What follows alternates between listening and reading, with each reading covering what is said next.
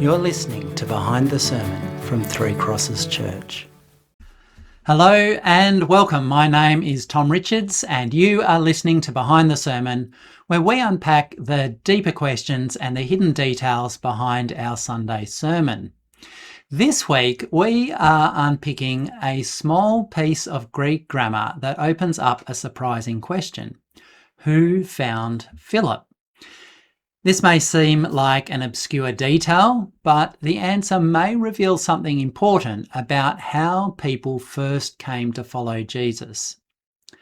Now, most English translations take John 1:43 to say that Jesus decided to go to Galilee and that Jesus found Philip.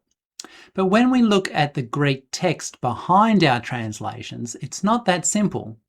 If we translate it fairly literally, it says, the next day, he decided to leave for Galilee, and he found Philip. And Jesus said to him, "Follow me."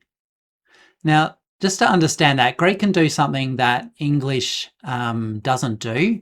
So the verb or the action word in the sentence can tell you something about the person who's doing the action without necessarily telling you who that somebody is. So when we come to this verse, we have to look at the surrounding context and do a bit of detective work and ask, who is the he? And there's a very good case for understanding the he as Jesus, which is why most English translations take that view. After all, Jesus is the one who's speaking at the end of the previous verse. So it's quite natural to read the verse as saying that Jesus decided to go to Galilee and he found Philip. However, the Greek grammar doesn't have to work that way. And so we need to dig deeper, which in our case means going back one more verse. So we're in verse 41, and it says, the first thing Andrew did was to find his brother Simon and tell him, we have found the Messiah, that is, the Christ. Now, when we English speakers hear first thing, we may take it to mean simply that he did it without delay. We might say, I'll do that first thing, meaning we'll do that straight away. But there may be more than that going on here. John is reporting a sequence. So if that was the first thing that Andrew did, then naturally we have to ask, what is the second? And once we ask that, it seems clear that the most likely second thing he did was to then find Philip, to find somebody else. And that possibility of Andrew finding Philip is strengthened by verse 44, which tells us that Philip was from the same town as Andrew.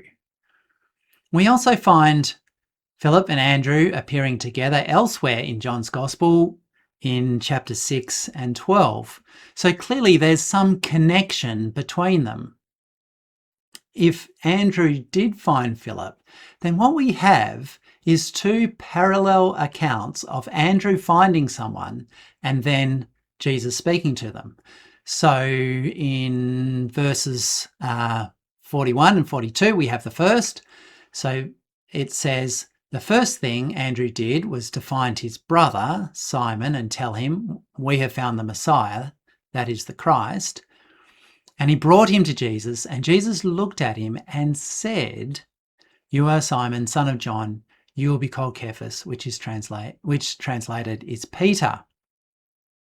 So then we have the second in the next verse. The next day he, so Andrew, decided to leave for Galilee, and he, that is Andrew, found Philip, and Jesus said to him, follow me. So twice Andrew finds someone, a first and a second time, and twice Jesus speaks to that person. And then this pattern is repeated a third time in verses 45 to 47 when Philip finds Nathanael, and then Jesus speaks to Nathanael. Now, the argument that Jesus, being the leader, must have been the one who decided to go to Galilee is not quite as strong as it may first appear. So part of the reason is that we often assume that Jesus should be the one taking the initiative, But at this point in John's Gospel, that's not necessarily the picture that we're given. So as Matthew, Mark and Luke show, these same people will be only officially called to be Jesus' disciples or followers later.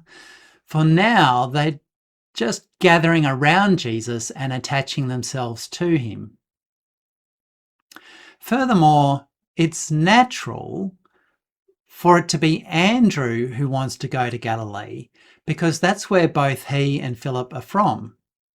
If Andrew had wanted to find Philip, then he might have needed to go there to find him. So while it's plausible that Jesus found Philip, it's also quite plausible that Andrew did. But why does this matter? Well, whether Andrew found Philip or Jesus found Philip, the question highlights a pattern running through this section of John's Gospel. John the Baptist points Andrew to Jesus. Andrew points Simon to Jesus. Philip points Nathanael to Jesus. And perhaps also it would fit then that Andrew points Philip to Jesus as well. Again and again, people encounter Jesus because somebody bears witness to him. And that is one thing that we're going to be looking at on Sunday, how these early followers of Jesus work as witnesses and what that means to us. I'll see you there.